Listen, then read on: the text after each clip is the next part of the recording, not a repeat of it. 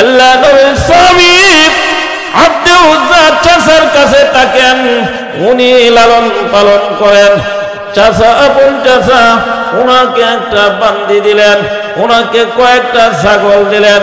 কিছুদিনের মাঝে উনি ব্যবসা শুরু করে দিলেন, ব্যবসায় সফল একজন ব্যবসায়ী হিসেবে পরিচিত হয়ে গেলেন। মক্কায় ওনার নাম ব্যবসায়ী হিসেবে পরিচিত হয়ে গেল। এরপর মক্কা বিজয় হওয়ার পরে উনি দেখলেন নবীজির কাছে আইসা মক্কার বড় বড় নেতারা কালিমা পড়ে মুসলমান হওয়া শুরু করে দিয়েছে। আব্দে উজ্জা মনে মনে চিন্তা করেন, আমার চাচা কোন সময় যাইয়া আল্লাহর নবীর কাছে হাজিরা হবেন আর সারেন্ডার হয়ে ইসলাম গ্রহণ করবেন। আব্দে উজ্জা রাদিয়াল্লাহু তাআলা আনহু হঠাৎ করে একদিন তার চাচার সামনে যায় হাজির। চাচার সামনে যায় হাজির হয়ে বলতে লাগলো, হে আমার শ্রদ্ধাভাজন চাচা, দীর্ঘদিন অপেক্ষা করলাম, অনেক চিন্তা করলাম, আপনার জন্য আমি অপেক্ষিত, আপনার জন্য আমি একটা কাজ করতে পারি নাই। চাচা জিজ্ঞাসা করেন কি কাজ? উনি বললেন যে নবীজি মক্কায় বিজয়ী বেশে আইসা হাজির হয়েছেন, মক্কার অনেক মানুষকে আমি দেখলাম নবীজির কাছে যাইয়া কালিমা বলে মুসলমান হয়ে গেলেন। চাচা গো, দয়া করে মেহেরবানি করে আপনিও যাইয়া নবীজির সামনে কালিমা পড়ে মুসলমান হয়ে যান। যেই মাত্র এই কথা বললেন এমনিতেই মাথা গরম হয়ে গেল। বলতে লাগলো, হে আব্দে উজ্জা, ধর্ম ত্যাগ করে এত সহজ বিষয় না, বাপ দাদার ধর্ম ত্যাগ করে অন্য ধর্ম গ্রহণ করা এত সহজ না। রে নিমক হারাম, তুমি শোনো, তোমার ব্যবসার জামাল সব সম্পদের মালিক কিন্তু আমি। তোমাকে যে গড়টা দিয়েছি ওই গড়ের মালিক কিন্তু তুমি না। তোমার পরনের যে পোশাকগুলা রয়েছে ওই পোশাকগুলার প্রকৃত মালিক কিন্তু তুমি না।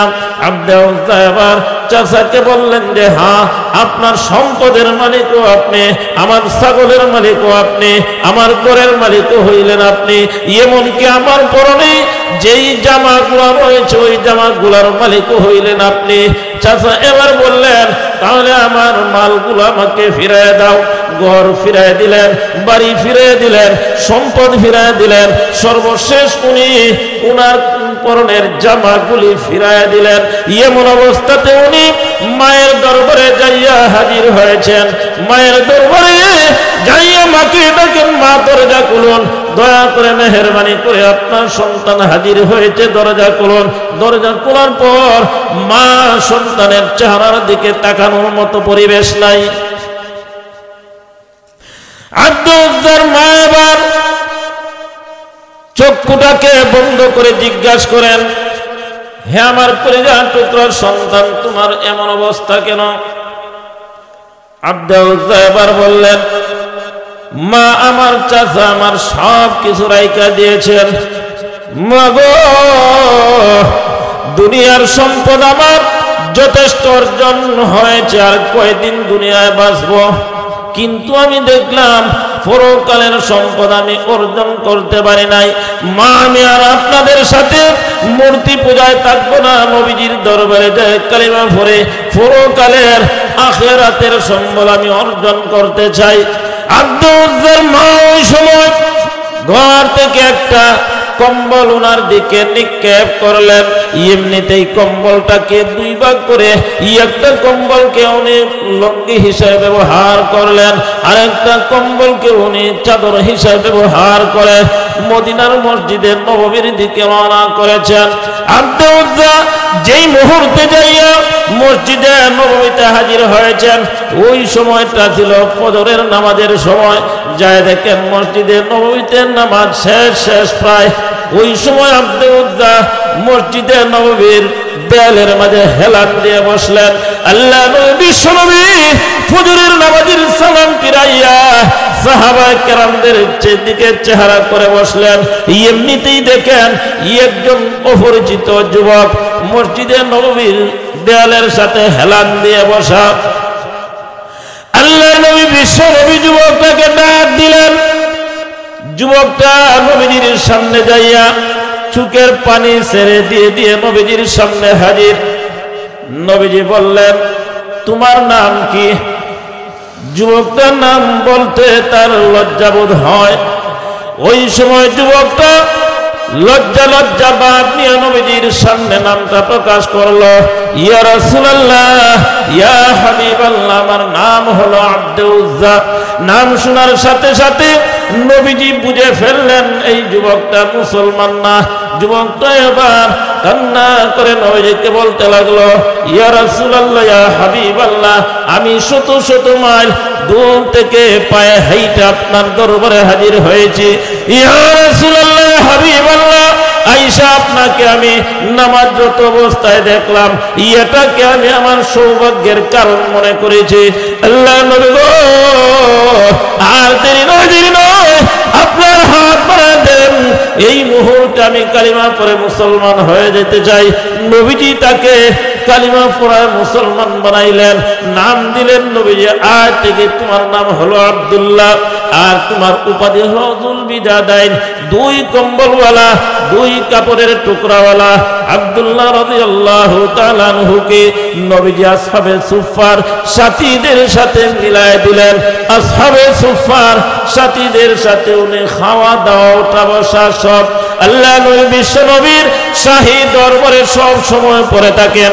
আর বেশিরভাগ সময় নবীজির সামনে যাইয়া উনি বলেন, ইয়া রাসূলুল্লাহ, ইয়া হাবিবাল্লাহ, আমার মনে বড় আশা, আমি যুদ্ধে অংশগ্রহণ করব, আর যুদ্ধে যাইয়া শাহাদাত বরণ করব।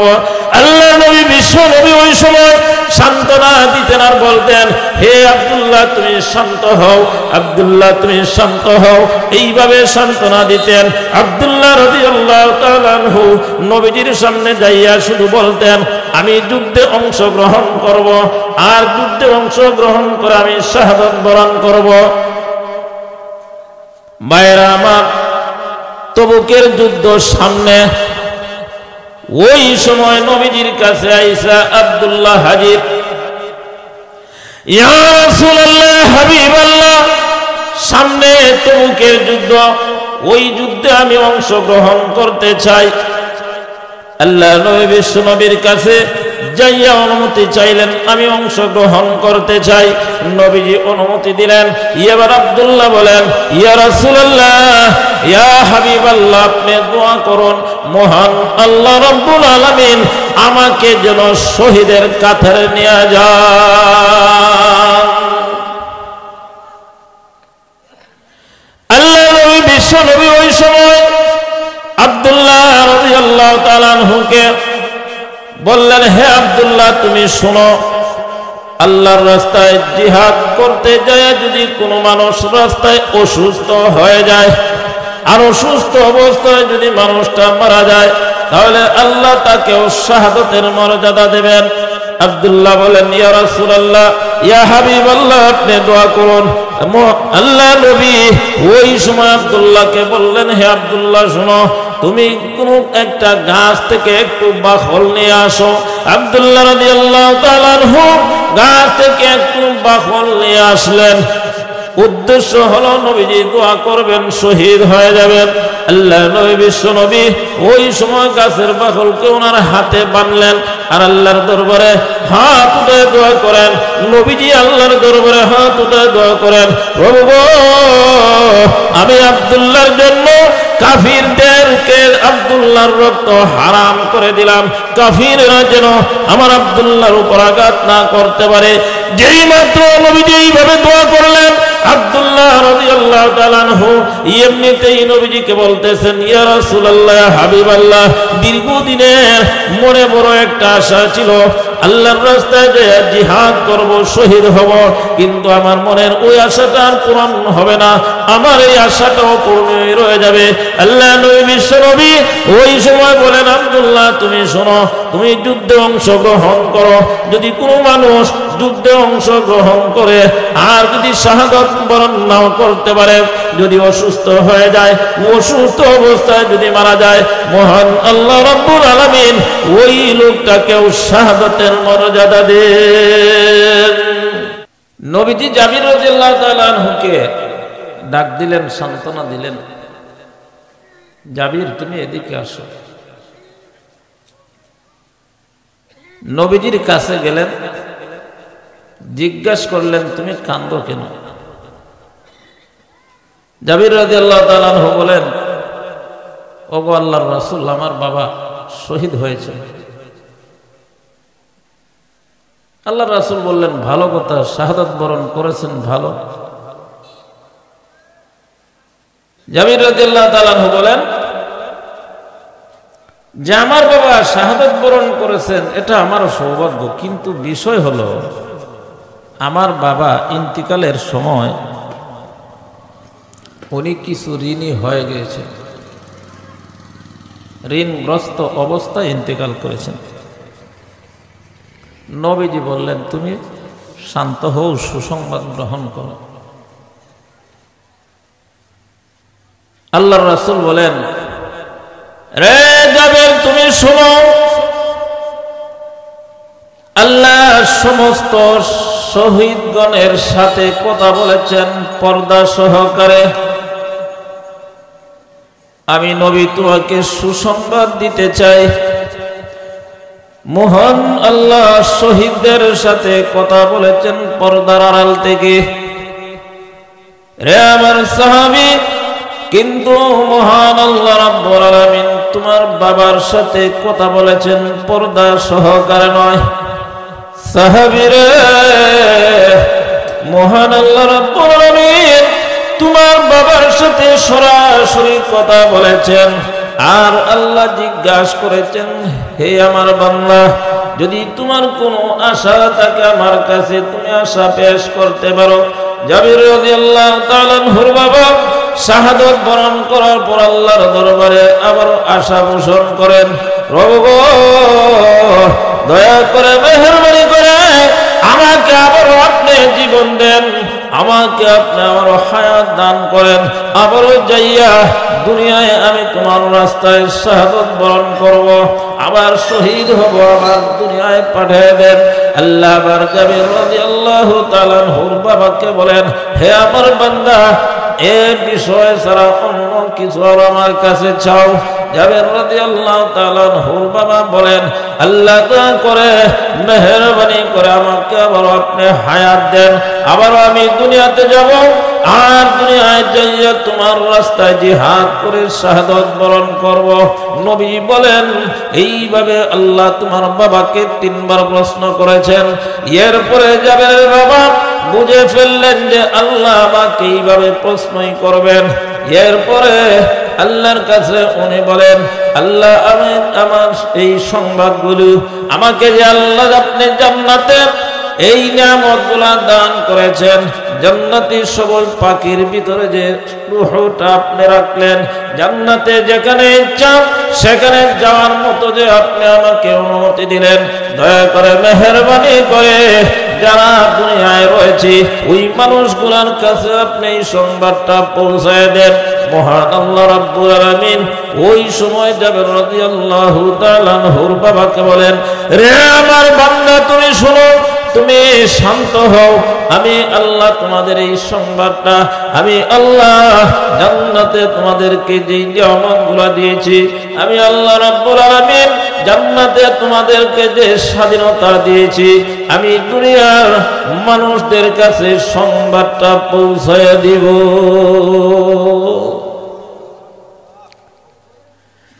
এর পরিপ্রেক্ষিতে আল্লাহ জিবরাইল আলাইহিস সালাতু ওয়াস সালামকে পাঠিয়ে দিলেন, হে জিবরাইল, তুমি যাও, যায় আমার নবীর কাছে আয়াত নিয়ে পৌঁছায় দাও। নবীকে বলে দাও, মানুষ যারা আল্লাহর রাস্তায় শহীদ হয়, আল্লাহর রাস্তায় যারা জীবন দেয়, আল্লাহর মহব্বতে যারা জীবন দান করে, নবীজির মহব্বতে যারা জীবন দান করে, ওই মানুষগুলা মৃত নয়, ওই মানুষগুলাকে যাতে করে দুনিয়ার মানুষ মৃত মনে করে না, বরং আমি আল্লাহ রাব্বুল আলামিন ওই মানুষগুলাকে রিজিক দান করি।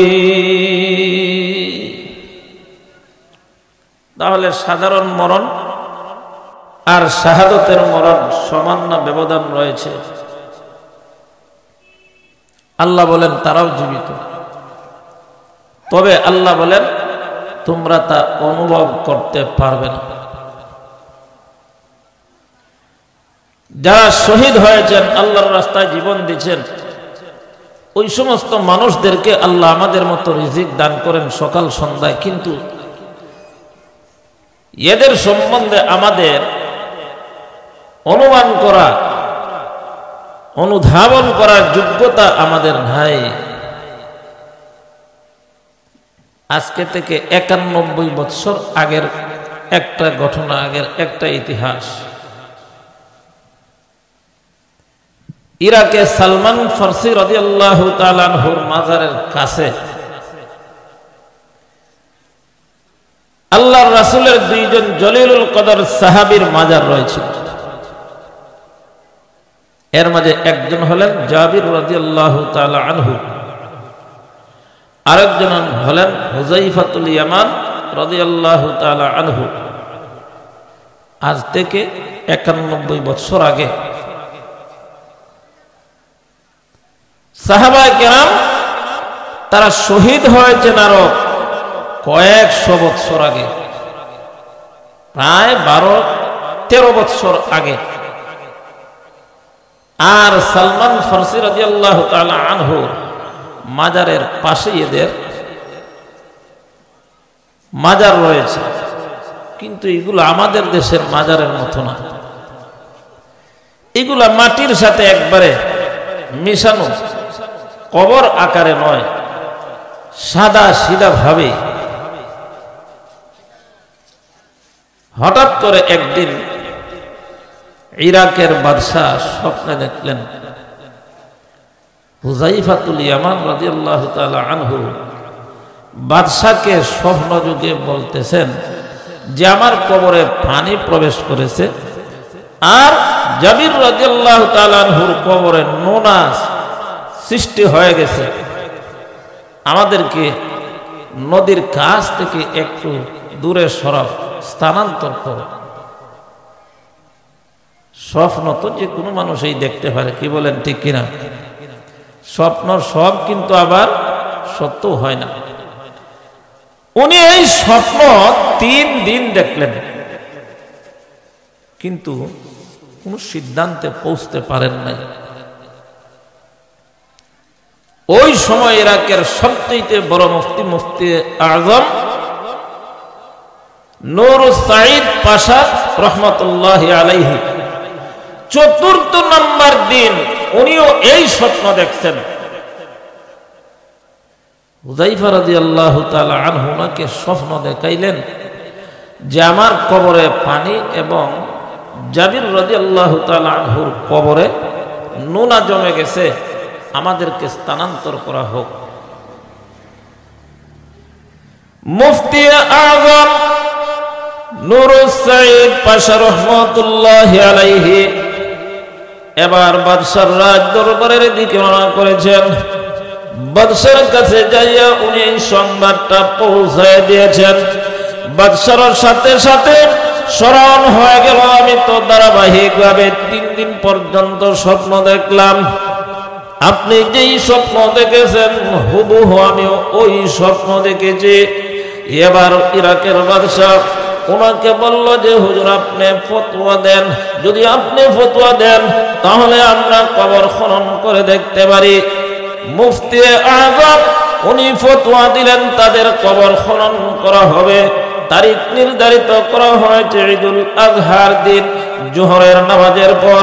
ওই 2 মহান সাহাবী, যেই 2 মহান সাহাবী প্রায় 1000 বছর আগে দুনিয়া থেকে বিদায় হয়েছেন, এদের কবর খনন করা হবে, এদের লাশ স্থানান্তর করা হবে।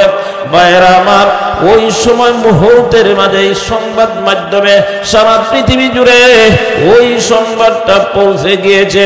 মহান 2 সাহাবী, যেই সাহাবায়ে কেরাম আজ থেকে 1000 বছর আগে দুনিয়া থেকে বিদায় হয়েছেন, এদের কবর খনন করা হবে। এই সংবাদটা সৌদি আরব সহ বিভিন্ন দেশে প্রচার হয়ে গেছে। ঘটনাক্রমে ওই সময় ছিল হজের মৌসুম, এই জন্য বিভিন্ন দেশ থেকে ইরাকের বাদশার কাছে দরখাস্ত পেশ করা হলো, হ্যাঁ মহামান্য বাদশা, দয়া করে মেহেরবানি করে তারিখটা আপনি একটু পিছিয়ে নেন, যাতে করে বিভিন্ন দেশ থেকে মানুষ আমরা এসে হাজির হতে পারি, ওই মহান 2 সাহাবীর লাশ যেন আমরা দেখতে পারি। ইরাকের বাদশা ওই সময় বিভিন্ন দেশের দরখাস্তকে লক্ষ্য করে তারিখটা আরো 10 দিন পিছিয়ে নিলেন। ঈদের 10 দিন পরে ওই মহান দুই সাহাবীর লাশ কবর থেকে স্থানান্তর করা হবে। আমি আপনাদেরকে জিজ্ঞাসা করতে যাই, আমাদের দেশের আমাদের সমাজের মানুষ যে মারা যায়, মারা যাওয়ার পরে কতদিন পর্যন্ত কবর লাশ তরতাজা থাকে? কতদিন? 1 দিন, 2 দিন, 3 দিন, এর পর আর লাশ তরতাজা থাকবে না, দুর্গন্ধ ছড়াবে, লাশ পচে গেলে নষ্ট হয়ে যাবে। আর তারা ইন্তেকাল করেছেন প্রায় 1000 বছর আগে। কুরবানির ঈদের 10 দিন পর লাশ কবর থেকে স্থানান্তর করা হবে। 1000 বছর আগের লাশ পাওয়ার কি সম্ভাবনা আছে? কথা বলেন। হাড্ডি পাওয়া যাবে, গোশত। শাহে ইরাক 10 তারিখ নির্ধারিত করেছেন, 2 সাহাবীর লাশ স্থানান্তর করা হবে। বিভিন্ন দেশ থেকে মানুষ আসা শুরু করে দিয়েছে, কিন্তু এত মানুষ, লক্ষ লক্ষ মানুষ লাশ দেখবে কি করে? এই জন্য জার্মান থেকে একটা কোম্পানি, ওই কোম্পানি স্ক্রিন পর্দার ব্যবস্থা করে দিল, যাতে করে আল্লাহর নবীর সাহাবীর 2 মহান সাহাবীর লাশ সব মানুষ স্ক্রিন পর্দায় দেখতে পারে। বিভিন্ন জায়গায় ভাবে স্ক্রিন পর্দার সিস্টেম করা হলো। যেই দিন যেই সময় লাশ স্থানান্তর করবে, কবর খনন করা হয়েছে, ওই সময় কবর থেকে যেইভাবে লাশটা তোলা হয়েছে, মনে হয়েছে কয়েক বছর নয়, কয়েক ঘন্টা আগে এদেরকে দাফন করা হয়েছে।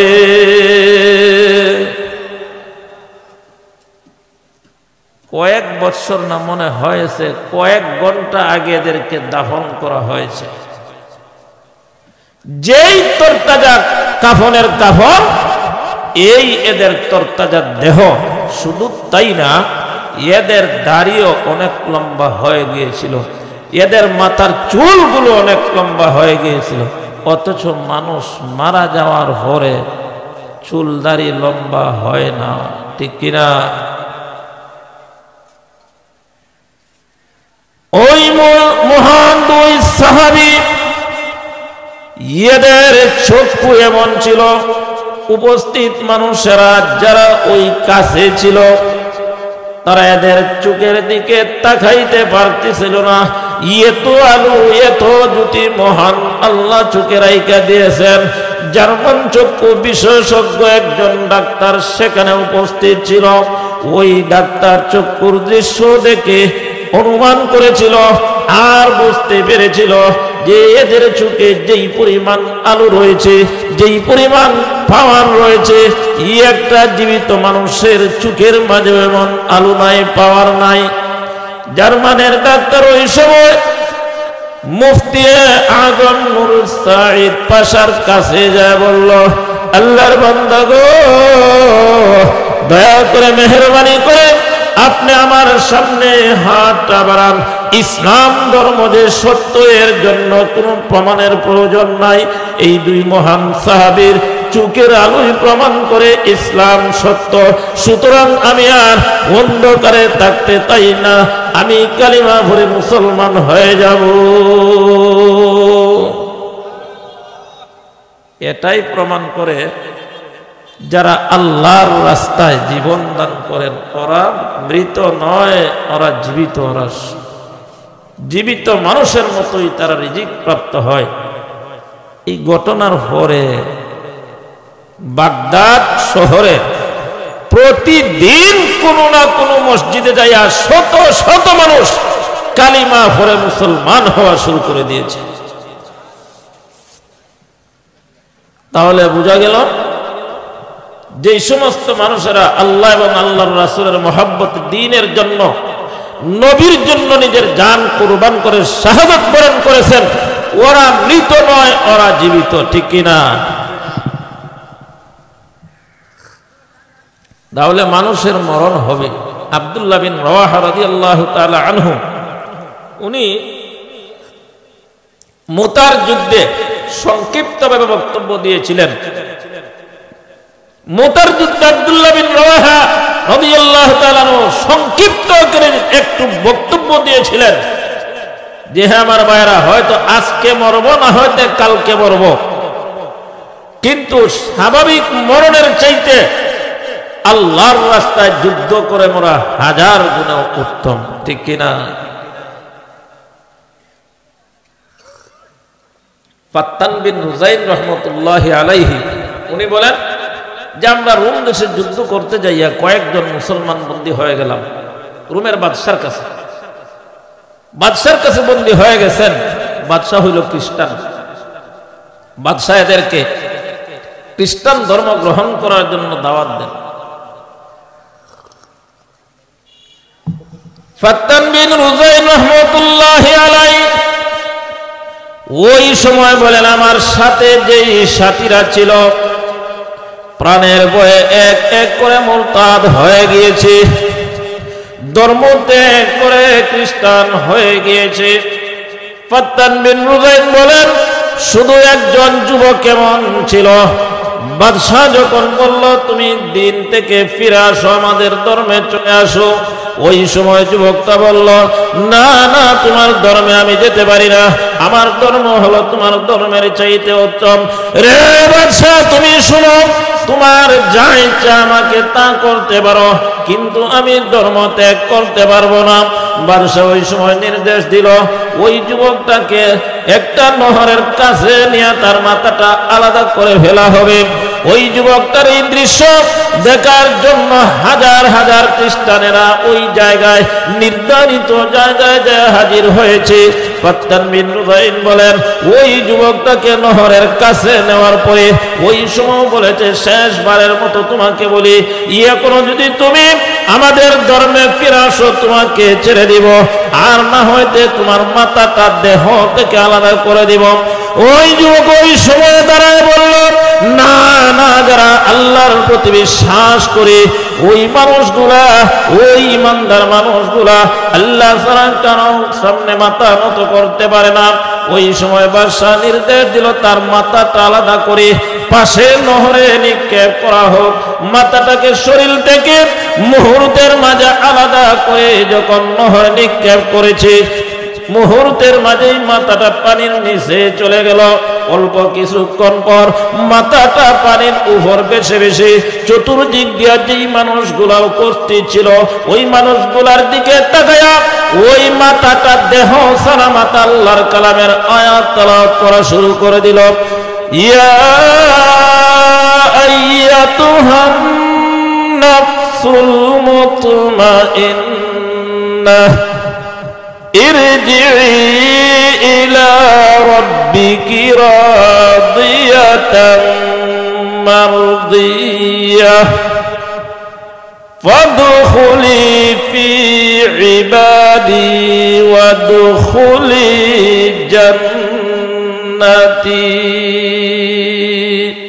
মায়েরা আমার, দেহ থেকে আলাদা হওয়া মাথা যখন এইভাবে আল্লাহর কালাম তেলাওয়াত করতেছিল, এই দৃশ্য দেখা উপস্থিত যেই খ্রিস্টানেরা ছিল বেশিরভাগ খ্রিস্টানেরা কালিমা পড়ে মুসলমান হয়ে গেছে।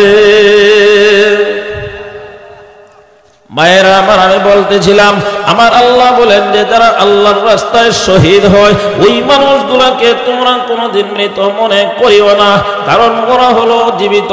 আমি আল্লাহ রাব্বুল আলামিন ওই মানুষগুলোকে জান্নাতি পাখির দেহের ভিতর ওই মানুষের রূহটাকে আমি পরে রাইখা দেই, আর জান্নাতে এদেরকে আমি বিচরণ করার অনুমতি দান করি। মায়েরা আমার, শুধু তাই না, সাহাবায়ে কেরাম ছিলেন আল্লাহর দ্বীন জিন্দা করার জন্য সৈনিক। সাহাবায়ে কেরাম জীবনের চাইতে আল্লাহর রাস্তায় মরণটাকে পছন্দ করতেন বেশি। এরপরে তাদের লক্ষ্য এবং উদ্দেশ্য হলো আল্লাহর জমিনে আল্লাহর দ্বীন কায়েম হোক, আল্লাহর জমিনে আল্লাহর কালামের আইন চালু হোক। এর মাঝে একজন ছিলেন আব্দুল্লাহ রাদিয়াল্লাহু তাআলা আনহু মক্কা বিজয়ের পর নবীজি যখন মক্কায় প্রবেশ করলেন, আল্লাহর নবী বিশ্ব নবী মক্কায় গেলেন, তবে সাধারণ বেশে নবীজি মক্কায় যান নাই। যেই মক্কা থেকে আল্লাহর নবী বিশ্ব নবী হিজরত করতে বাধ্য হয়েছিলেন, মদিনায় যাইতে বাধ্য হয়েছিলেন, মহান আল্লাহ অষ্টম হিজরিতে নবীজির দ্বারা মক্কা বিজয়ের ব্যবস্থা করে দিলেন। নবীজি মক্কায় যাবেন, নবীজি এখন বিজয়ী সেনাপতি, নবীজি এখন মক্কার প্রেসিডেন্ট। মক্কার মানুষ নবীজির সামনে আর জুলুম নির্যাতন করার কোনো সুযোগ নাই। একজন ছোট বালক, বয়স বেশি নয়, এই মাত্র যৌবন বয়সে পদার্পণ করবে। ওই যুবকের বাবা নাই, ইয়েতিম একজন সন্তান যাকে তার চাচা লালন পালন করে, যার নাম হলো আব্দে উজ্জা। আল্লাহ নবীর স্বামী আব্দে উজ্জা চাচার কাছে থাকেন, উনি লালন পালন করেন। চাচা আপন চাচা ওনাকে একটা বান্দি দিলেন, ওনাকে কয়েকটা ছাগল দিলেন। কিছুদিনের মাঝে উনি ব্যবসা শুরু করে দিলেন, ব্যবসায় সফল একজন ব্যবসায়ী হিসেবে পরিচিত হয়ে গেলেন। মক্কায় ওনার নাম ব্যবসায়ী হিসেবে পরিচিত হয়ে গেল। এরপর মক্কা বিজয় হওয়ার পরে উনি দেখলেন নবীজির কাছে আইসা মক্কার বড় বড় নেতারা কালিমা পড়ে মুসলমান হওয়া শুরু করে দিয়েছে। আব্দে উজ্জা মনে মনে চিন্তা করেন, আমার চাচা কোন সময় যাইয়া আল্লাহর নবীর কাছে হাজিরা হবেন আর সারেন্ডার হয়ে ইসলাম গ্রহণ করবেন। আব্দে উজ্জা রাদিয়াল্লাহু তাআলা আনহু হঠাৎ করে একদিন তার চাচার সামনে যায় হাজির। চাচার সামনে যায় হাজির হয়ে বলতে লাগলো, হে আমার শ্রদ্ধাভাজন চাচা, দীর্ঘদিন অপেক্ষা করলাম, অনেক চিন্তা করলাম, আপনার জন্য আমি অপেক্ষিত, আপনার জন্য আমি একটা কাজ করতে পারি নাই। চাচা জিজ্ঞাসা করেন কি কাজ? উনি বললেন যে নবীজি মক্কায় বিজয়ী বেশে আইসা হাজির হয়েছেন, মক্কার অনেক মানুষকে আমি দেখলাম নবীজির কাছে যাইয়া কালিমা বলে মুসলমান হয়ে গেলেন। চাচা গো, দয়া করে মেহেরবানি করে আপনিও যাইয়া নবীজির সামনে কালিমা পড়ে মুসলমান হয়ে যান। যেই মাত্র এই কথা বললেন এমনিতেই মাথা গরম হয়ে গেল। বলতে লাগলো, হে আব্দে উজ্জা, ধর্ম ত্যাগ করে এত সহজ বিষয় না, বাপ দাদার ধর্ম ত্যাগ করে অন্য ধর্ম গ্রহণ করা এত সহজ না। রে নিমক হারাম, তুমি শোনো, তোমার ব্যবসার জামাল সব সম্পদের মালিক কিন্তু আমি। তোমাকে যে ঘরটা দিয়েছি ওই ঘরের মালিক কিন্তু তুমি না। তোমার পরনের যে পোশাকগুলা রয়েছে ওই পোশাকগুলার প্রকৃত মালিক কিন্তু তুমি না। আব্দে উজ্জা এবার চাচাকে বললেন যে হ্যাঁ, আপনার সম্পদের মালিকও আপনি, আমার ছাগলের মালিকও আপনি, আমার ঘরের মালিকও হইলেন আপনি, এমনকি আমার পরনে যেই জামাগুলো রয়েছে ওই জামাগুলোর মালিকও হইলেন আপনি। চাচা এবার বললেন, তাহলে আমার মালগুলো আমাকে ফিরিয়ে দাও। ঘর ফিরিয়ে দিলেন, বাড়ি ফিরিয়ে দিলেন, সম্পদ ফিরিয়ে দিলেন, সর্বশেষ উনি উনার পরনের জামাগুলি ফিরিয়ে দিলেন। এমন অবস্থাতে উনি মায়ের দরবারে যাইয়া হাজির হয়েছেন। মায়ের দরবারে যাইয়া মাকে ডাকেন, মা দরজা খুলুন, দয়া করে মেহেরবানি করে আপনার সন্তান হাজির হয়েছে, দরজা খুলুন। দরজা খোলার পর মা সন্তানের চেহারার দিকে তাকানোর মতো পরিবেশ নাই। আব্দে উজ্জার মা এবার চক্ষুটাকে বন্ধ করে জিজ্ঞাসা করেন, হে আমার কলিজার টুকরার সন্তান, তোমার এমন অবস্থা কেন?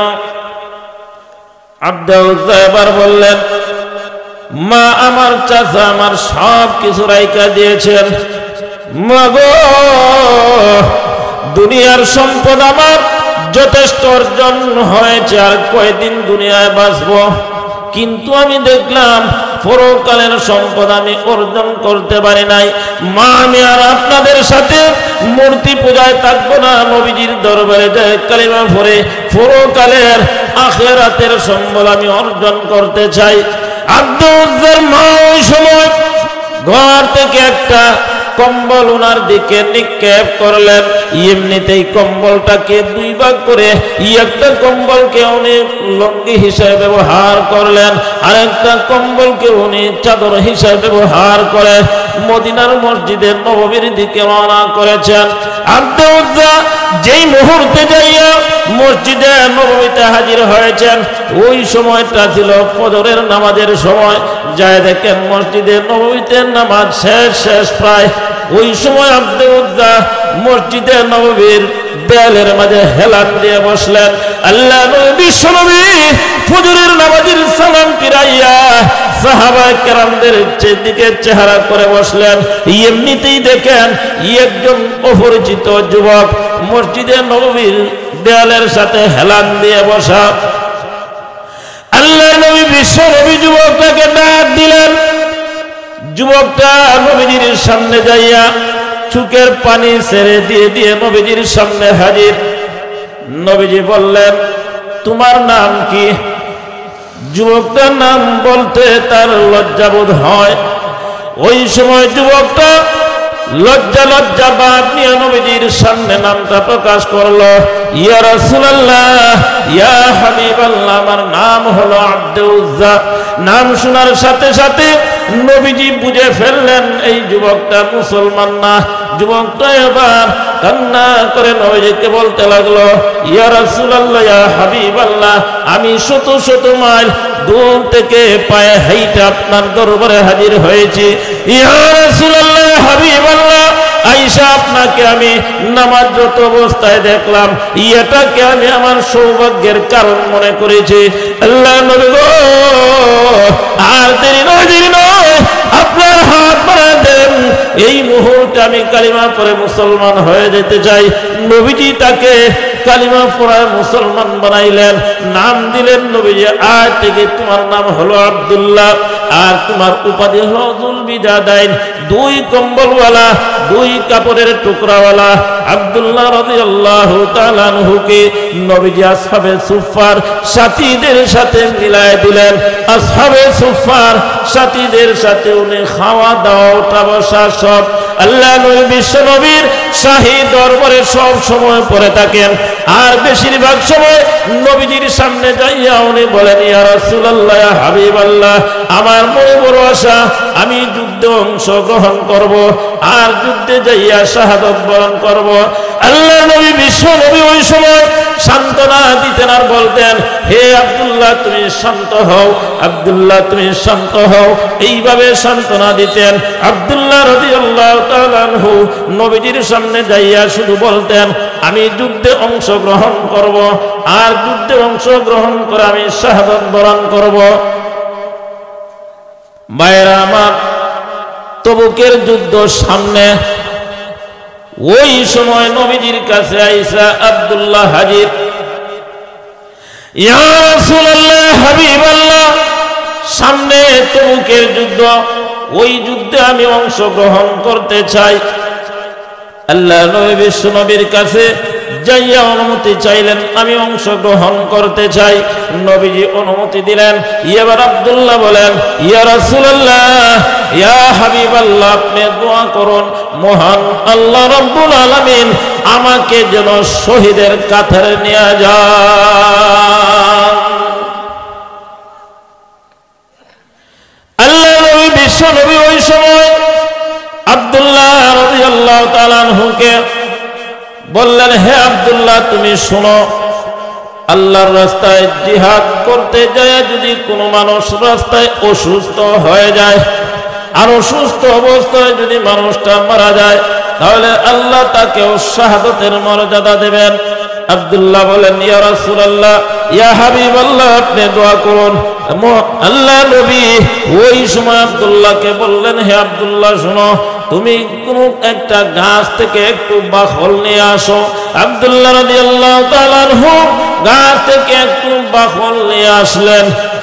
উদ্দেশ্য হলো নবীজি দোয়া করবেন, শহীদ হয়ে যাবেন। আল্লাহ নবী বিশ্ব নবী ওই সময় গাছের বাকলকে ওনার হাতে বাঁধলেন, আর আল্লাহর দরবারে হাত উঠে দোয়া করেন। নবীজি আল্লাহর দরবারে হাত উঠে দোয়া করেন, প্রভু গো, আমি আব্দুল্লাহর জন্য কাফিরদেরকে আব্দুল্লাহর রক্ত হারাম করে দিলাম, কাফিররা যেন আমার আব্দুল্লাহর উপর আঘাত না করতে পারে। যেই মাত্র নবীজি এইভাবে দোয়া করলেন, আব্দুল্লাহ রাদিয়াল্লাহু তাআলা আনহু এমনিতেই নবীজিকে বলতেছেন, ইয়া রাসূলুল্লাহ, হাবিবাল্লাহ, দীর্ঘদিনের মনে বড় একটা আশা ছিল, আল্লাহর রাস্তায় যে জিহাদ করব, শহীদ হব, কিন্তু আমার মনের ওই আশাটা আর পূরণ হবে না, আমার এই আশাটাও পূর্ণ রয়ে যাবে। আল্লাহ নবী বিশ্ব নবী ওই সময় বলেন, আব্দুল্লাহ তুমি শোনো, তুমি যুদ্ধে অংশগ্রহণ করো। যদি কোনো মানুষ যুদ্ধে অংশগ্রহণ করে আর যদি শাহাদাত বরণ নাও করতে পারে, যদি অসুস্থ হয়ে যায়, অসুস্থ অবস্থায় যদি মারা যায়, মহান আল্লাহ রাব্বুল আলামিন ওই লোকটাকেও শাহাদাতের মর্যাদা দেন। সাহাবায়ে কেরাম ছিলেন দ্বীনের জন্য, তারা জীবন দিতে সব সময় প্রস্তুত ছিলেন। কেন? কারণ হলো তারা জানতেন যারা আল্লাহর রাস্তায় শহীদ হয় মূলত ওরা মৃত নয়, ওরাই চিরঞ্জীবী, ওরা সব সময় জীবিত থাকে। কারণ তারা জানতেন আজ না হয় কাল মরতেই হবে। কি বলেন, ঠিক কিনা? আব্দুল্লাহ রাদিয়াল্লাহু তাআলা আনহু তবুকের যুদ্ধে অংশগ্রহণ করলেন। কয়েকদিন পর্যন্ত সাহাবায়ে কেরাম তবুকে তাবু গাড়লেন, অবস্থান করলেন, কিন্তু যুদ্ধ আর হলো না। সাহাবায়ে কেরাম মদিনার দিকে রওনা করলেন। রাস্তায় এক জায়গায় আব্দুল্লাহ রাদিয়াল্লাহু তাআলা আনহু অসুস্থ হয়ে গেলেন। ওই অসুস্থতাতে উনি সন্ধ্যাবেলায় দুনিয়া থেকে বিদায় হয়ে গেলেন। আল্লাহ নবী বিশ্বনবী সাহাবায়ে কেরামদেরকে নির্দেশ দিলেন, আমার সাহাবীরা শোনো, আব্দুল্লাহর জন্য কবর খনন করো, দেরি করা যাবে না, রাত্রি দাফন করতে হবে। সাহাবায়ে কেরাম সাথে সাথে কবর খনন করা শুরু করে দিলেন। কবর খনন করার কাজ শেষ, গোসলের কাজ সম্পন্ন হয়ে গেল, কাফনও পরানো হয়ে গেল। যখন কবর খনন করা হইতেছিল ওই সময় নবীজি কবরের কাছে যাইয়া হাজির হয়েছেন। আল্লাহ নবী বিশ্বনবী আব্দুল্লাহকে এত মহব্বত করতেন, ওই সময় নবীজি সর্বপ্রথম কবরে নামলেন। কবরে নামার পর উনি শুয়ে দেখলেন আব্দুল্লাহর জন্য কবরটা ছোট হয়ে যায় নাকি। ইবনে মাসউদ রাদিয়াল্লাহু তাআলা আনহু, ইবনে উমর রাদিয়াল্লাহু তাআলা আনহু ওইখানে ছিলেন, কবরের পাশে ছিলেন। তারা আফসোস করেন আর বলেন, দুনিয়ার আর কোনো সম্পদ, দুনিয়ার কিছুই যদি আমরা না পাইতাম, আল্লাহ নবী বিশ্বনবী যেই কবরের মধ্যে যে শুয়েছেন ওই কবরটা যদি আব্দুল্লাহর না হয়ে আমি ইবনে মাসউদের হতো, আমি ইবনে উমরের হতো, আমি নিজেকে নিজে ধন্য মনে করতাম। নবীজি কবরে নামলেন।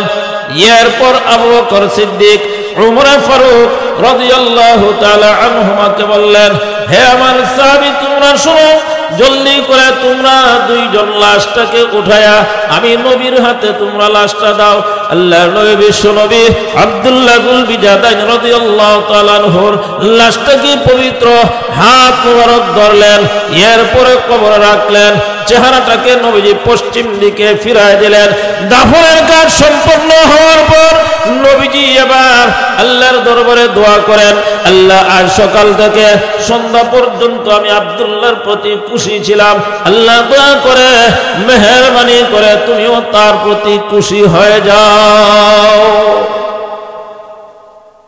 নবীজি যদি এইভাবে কারোর জন্য দোয়া করেন তাহলে তার জীবনে আর কোনো কিছু না পাইলেও আর কোনো কিছু দরকার আছে? আবু বকর সিদ্দিক রাদিয়াল্লাহু তাআলা আনহু তবুকের যুদ্ধে আল্লাহর রাসূল ডাক দিয়েছেন, কারণ অভাব অনটনের সময় ছিল। অভাব অনটনের সময় আল্লাহর রাসূল ওই সময় বলেছেন সাহাবায়ে কেরামদেরকে যে যা পারো নিয়ে আসার জন্য। আবু বকর সিদ্দিক রাদিয়াল্লাহু তাআলা আনহু ঘরের সব কিছু নিয়ে আসছেন। উমর ফারুক রাদিয়াল্লাহু তাআলা করে অর্ধেক মাল নবীজির কাছে নিয়ে আসছেন। উমরকে জিজ্ঞেস করছেন, তুমি কি নিয়ে আসছো? উমর বলেন, ওগো আল্লাহর রাসূল, ঘরে যা ছিল দুই ভাগ করে অর্ধেক আপনার দরবারে নিয়ে আসছি। আবু বকর সিদ্দিক বলেন, ওগো আল্লাহর রাসূল, ঘরে যা ছিল সব কিছু নিয়ে আসছি। নবীজি বলেন, তাহলে ঘরে কি রাইখা আসছো? আবু বকর বলেন, সব কিছুই রাইখা আসলাম। সব কুছ দেখে भी सब रह गया मेरे लिए, सब कुछ देख भी सब रह गया मेरे लिए, एक खुदा मेरे लिए, एक मुस्तफा मेरे लिए, एक खुदा मेरे लिए, एक मुस्तफा मेरे लिए। আবু বকর সিদ্দিক রাদিয়াল্লাহু তাআলা আনহু এই কথাটাকে কবির ভাষায় বলেন, সব কিছু দেওয়ার পরও আমার ঘরে সব কিছু রয়ে গেল, তার মানে আমার জন্য আল্লাহ এবং আল্লাহর রাসূলই যথেষ্ট। সুবহানাল্লাহ।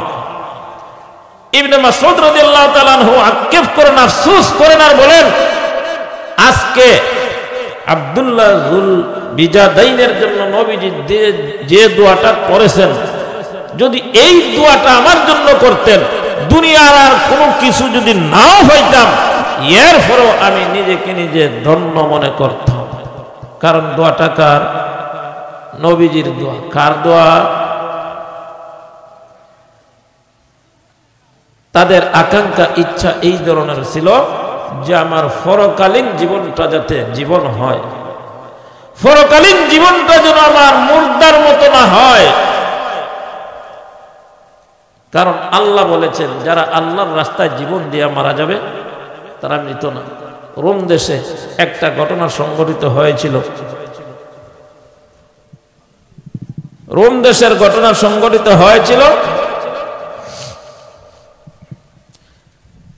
তিনজন ভাই হল, তারা মুজাহিদ, আল্লাহর রাস্তায় জিহাদ করার জন্য বের হয়েছেন, এক ঘরের তিন ভাই।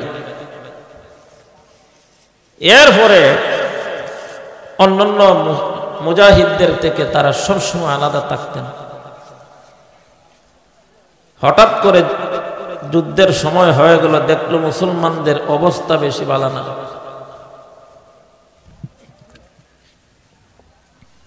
তিন ভাই ঘোড়ার উপর সওয়ার হয়ে মুসলমানদের কাছে যাইয়া অনেক মুসলমানকে বন্দী করে নিয়ে গেছে, অনেককে শহীদ করেছে।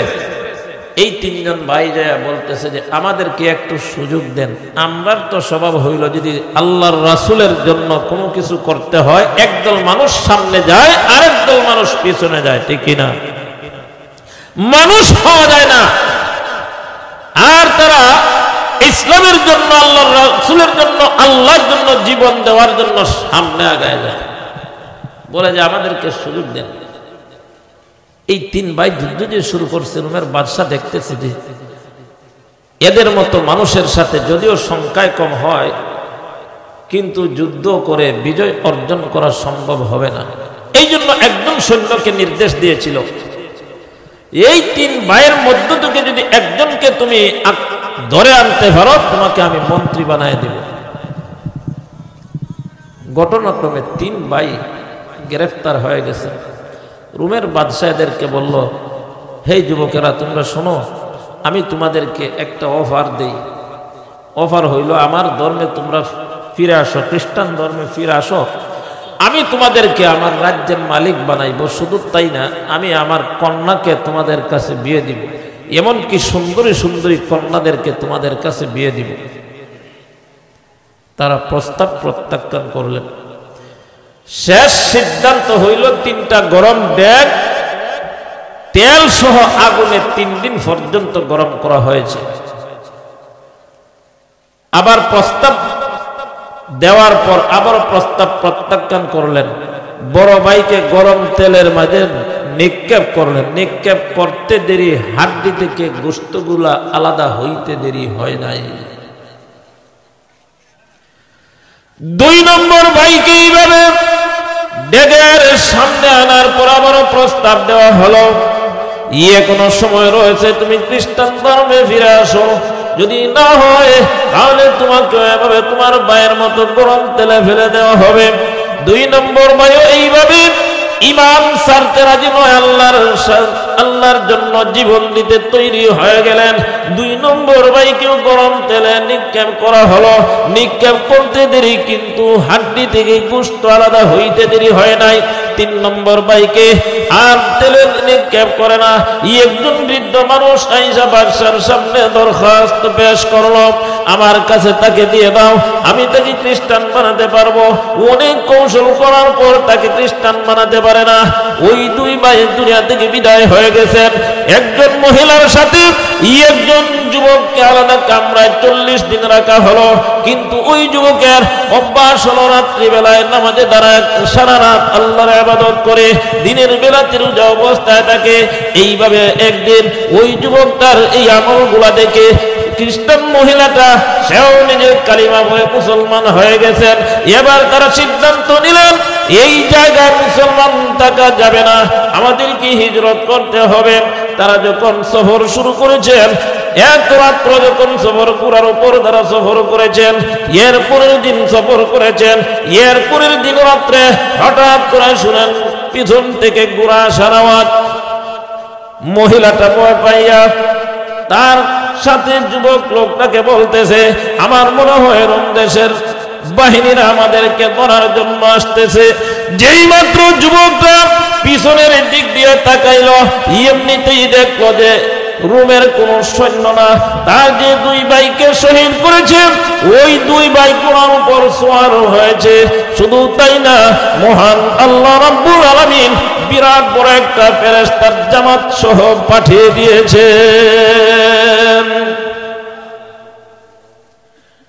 এদের কাছে মুহূর্তের মাঝে আইসা হাজির হয়ে গেল। ছোট ভাই ওই 2 ভাইকে জিজ্ঞাসা করলো, হে ভাইরা আমার, আপনাদেরকে তো বাদশা গরম তেলে নিক্ষেপ করেছে, আপনারা কিভাবে আমাদের কাছে আইসা হাজির হয়েছেন? ওই 2 ভাই জবাব দিল, গরম তেলে ডালতে দেরি, কিন্তু মহান আল্লাহ রাব্বুল আলামিন জান্নাতুল ফেরদাউসে নিতে দেরি হয় না। মহান আল্লাহ রাব্বুল আলামিন আমাদেরকে পাঠিয়ে দিয়েছেন আজ তোমাদের উভয়ের বিয়ের কাজটা সম্পন্ন করার জন্য। বিয়ের কাজ সম্পন্ন করার পর তারা আবার চলে গেলেন। ওই 2 জন মানুষ, নারী এবং পুরুষ, সিরিয়াতে যাইয়া দীর্ঘদিন পর্যন্ত স্বামী এবং স্ত্রী হিসেবে থাকলেন। সিরিয়ার মানুষেরা এই বিষয়টা নিয়ে অনেকেই সাক্ষ্য দিয়েছেন, অনেকেই অনেক কবিতা লিখেছেন। ভাইরা আমার, আমি বলতেছিলাম, আল্লাহ বলেছেন যারা আল্লাহর রাস্তায় শহীদ হয়, ওয়ালা তাহসাবান্নাল্লাযীনা কুতিলু ফী সাবিলিল্লাহি আমওয়াতা বাল আহইয়াউন ইনদা রাব্বিহিম ইরযাকুন। মহান আল্লাহ রাব্বুল আলামিন বলেন, হে পৃথিবীর মানুষেরা যারা আল্লাহর রাস্তায় শহীদ হয়, আল্লাহর রাস্তায় জীবন দান করে, এদেরকে তোমরা কোনোদিন মৃত মনেও করিও না, বরং ওরা আল্লাহর দরবারে জীবিত। তাহলে যারা আল্লাহর রাস্তায় জীবন দেয় তারা ঠগে না জিতে। আল্লাহ আমাদের সবাইকে যেন প্রয়োজনে আল্লাহর রাস্তায়